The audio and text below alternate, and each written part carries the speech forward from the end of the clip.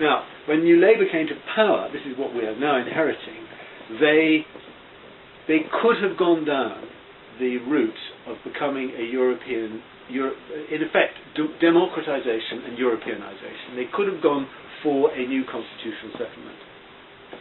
Instead, they did something which was very odd. They put through, because they had committed to it, because John Smith had put it to it, enormous great lumps of modernisation, putting on different wheels. So they put a new wheel on in Scotland and a new wheel on for Wales. They put in a Freedom of Information Act of a certain sort. They stuck a Human Rights Act into the engine, thus created a certain conflict and screeching of brakes of the judges. I don't know whether this analogy is working still, but anyway, they tried putting in these bits of modernisation. And the logic of what they did was that they should have then gone for a new constitutional settlement. But in fact, they went, instead of going down the road of democratisation, they went down the road of globalisation. They bet the house on the neoliberal project, on Washington, on backing America, and on seeing economic growth in terms of what globalisation was offered. This was the alternative to the end of socialism. And that meant that they then traded on the absolutely central feature of this car, which is, if you like, its monarchical executive characteristics that it had inherited from 1688. And so this extraordinary tension occurred in the New Labour project, opening with these extraordinary reforms which have transformed the United Kingdom, but at the same time trying to hold the most central feature of the way the United Kingdom was governed. And that then has led them to a degree and a characteristic of centralisation which we are now seeing in what we're calling the database state.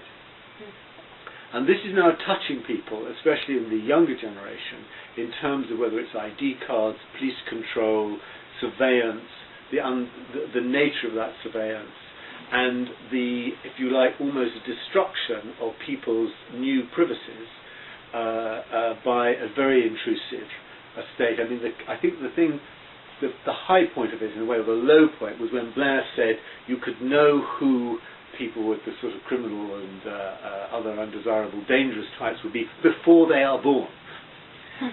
So we can actually tag them in advance by modern methods of surveillance and sort of sociological calculation.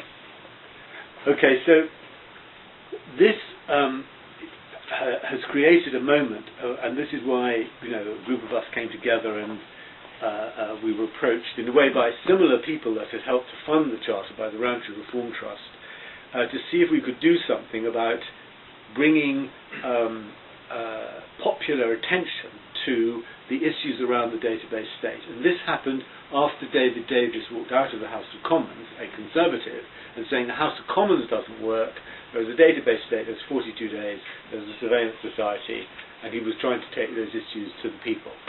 We can talk about whether that worked or not in a moment.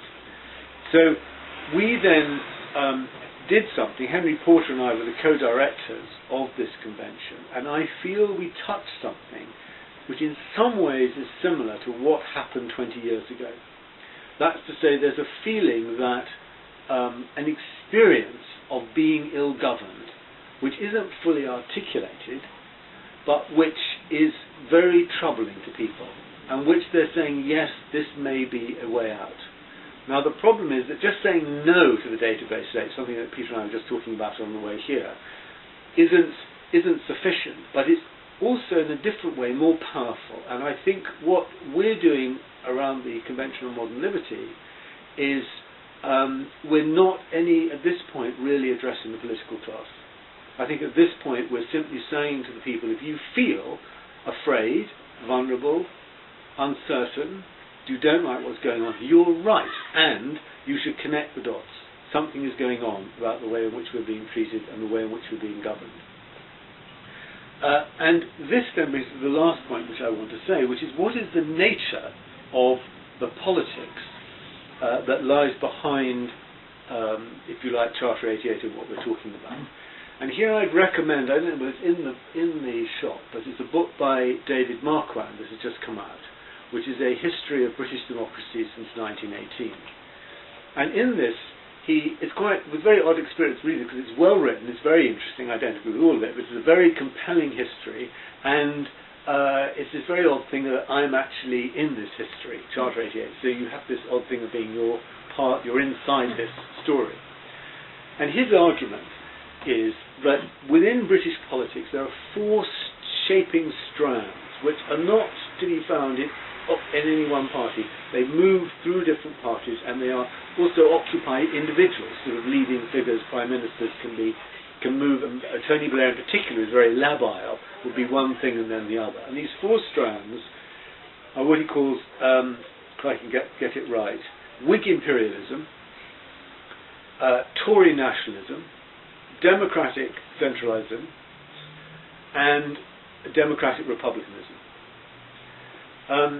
And these are all strands of democracy. This is a very important part, very powerful part of the argument, that all of them sought consent in different ways. So the Whig imperialist was a tradition of being tolerant, of being paternalistic, being top-down, etc. So it's the classic tradition of the Conservative Party.